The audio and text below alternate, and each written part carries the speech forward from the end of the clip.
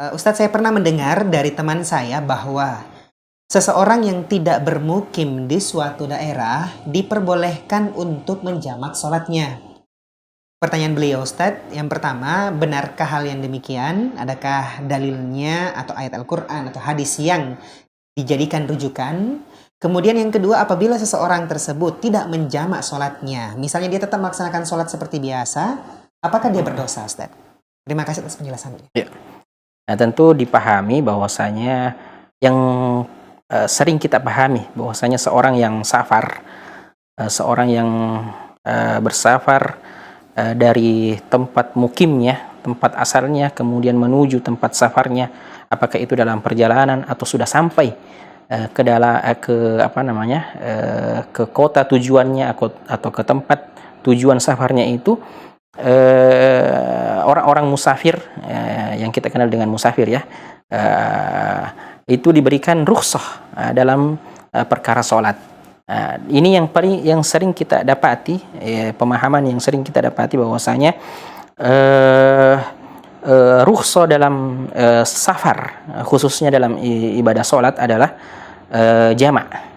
Padahal yang seharusnya rukhsah bagi seorang musafir, apakah dia dalam perjalanan atau sudah sampai di tempat safarnya atau di kota tempat tujuannya, itu adalah rukhsah yang diberikan kepadanya adalah rukhsah untuk qasar, rukhsah untuk mengqasar salat yang 4 rakaat, hanya untuk salat yang 4 rakaat, yaitu salat zuhur, asar, dan juga salat isya.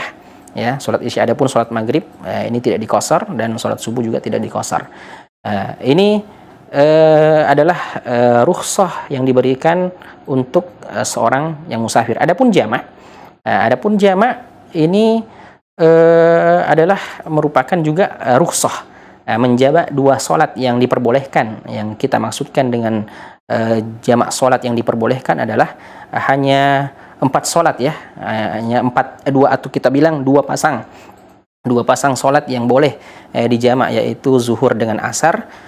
Begitu pula pasangan kedua adalah maghrib dengan isya. Maghrib dengan isya ini yang boleh dijamak. Adapun rukhsah jamak ini diberikan kepada musafir juga bisa ketika dibutuhkan, dan kepada siapapun yang membutuhkan atau berada dalam kesulitan tertentu, sehingga diperbolehkan untuk menjamak kedua sholat yang diperbolehkan tersebut. Kembali kepada pertanyaannya, apakah ketika seseorang dalam keadaan safar sudah sampai ke daerah tujuannya, ke daerah tujuan safarnya, apakah dia boleh untuk menjamak sholatnya? Kita katakan boleh.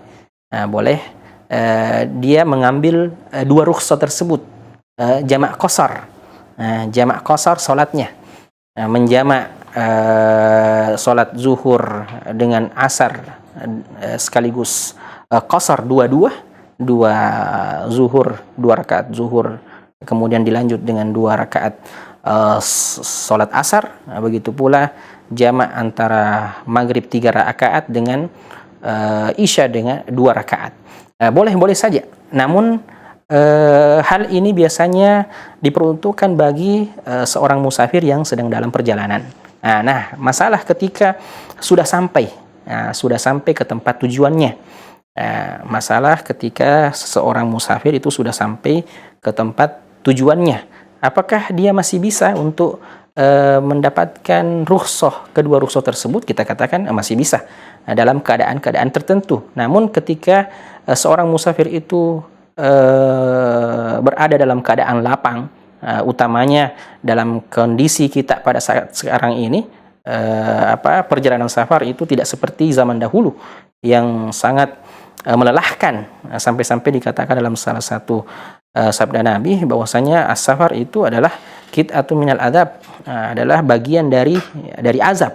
Sehingga seorang bersafar itu sangat letih Berbeda dengan zaman kita sekarang. Nah, kembali kita pada pembahasan bahwasanya ketika seorang musafir sudah sampai, ketika dia berada dalam kondisi yang lapang, lowong, kemudian dia mendengarkan suara azan yang dekat atau suara azan dari masjid terdekat, maka seyogyanya seorang musafir itu yang dalam keadaan lapang, tidak ada hajat yang harus dia selesaikan dalam durasi safarnya yang mungkin singkat itu, sehingga dia tetap melakukan solat fardunya itu di masjid.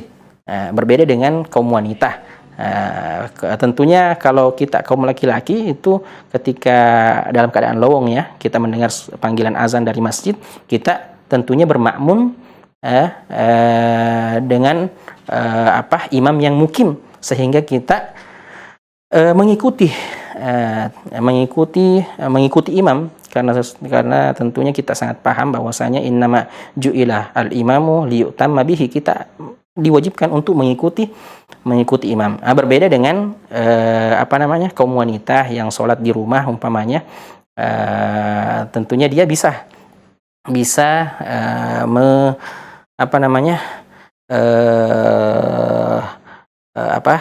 melakukan atau mengerjakan sholatnya dengan mengambil kedua rukhsah tersebut. Namun bagi seorang wanita yang kita katakan ketika dia dalam keadaan lapang, maka sebaiknya karena rukhsah untuk seorang musafir itu adalah qasar ya, qasar. Adapun jamak itu ketika ada hajat yang mendesak. Ini juga rukhsah untuk para musafir, namun paling afdolnya solat itu dikerjakan pada waktunya. Inna sholata kanat alal mu'minina kitaban mauquta, karena setiap solat fardu itu sudah ditetapkan waktunya. Waktunya masing-masing, sehingga seorang musafir yang punya waktu lowong, atau seorang wanita yang punya waktu lowong, dia sedang safar atau dia sudah masuk dalam tempat tujuannya, maka dia hendaknya dia hanya mengambil rukhsah qasar salatnya. Ya Allah taala alam. Mungkin ada yang luput ya dari pertanyaan tadi. Jadi dalilnya Ustaz, ya? untuk bahwa yang tidak bermukim itu dibolehkan untuk menjamak salat. Dalil Al-Quran atau hadis yang dijadikan rujukan? Dalil mengenai ini ya, bolehnya jamak salat. Dalam sebuah hadis disebutkan bahwasanya Nabi Shallallahu Alaihi Wasallam, anak kurang ingat ininya lafal hadisnya, bahwasanya jama'an Nabi Shallallahu Alaihi Wasallam, Nabi Shallallahu Alaihi Wasallam menjamak salatnya dalam keadaan tanpa ada hujan wala safar, bukan juga dalam keadaan safar. Intinya dalam hadis ini dipahami bahwasanya rukhsah jamak itu dilakukan atau diambil ketika ada hajat di dalamnya. Dan tentunya kita paham bahwasanya jamak itu biasanya dalam fikih kita ketahui bahwasanya jamak boleh untuk seorang musafir karena ada hajat, atau dalam keadaan hujan yang sangat tidak memungkinkan untuk yang menghalangi mobilitas kita dalam kehidupan sehari-hari. Allah taala alam. Baik. Jadi kalau misalnya dia sudah boleh jamak, dia safar misalnya, atau hujan deras gitu, tetapi dia tidak jamak salatnya, itu apakah dia berdosa?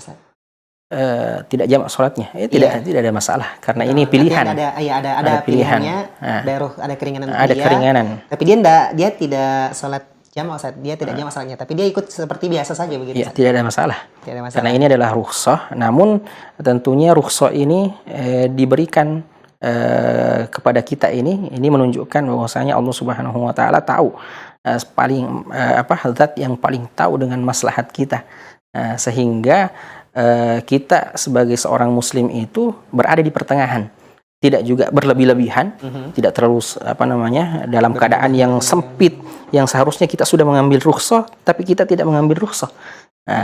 Sebaliknya kita dalam keadaan lapang sebenarnya bisa dilakukan ibadah-ibadah kita seperti biasanya, tapi karena kemalasan yang timbul mungkin dari dalam diri, akhirnya kita mengambil, memudah-mudahkan sebagian ibadah-ibadah kita. Wallahu taala.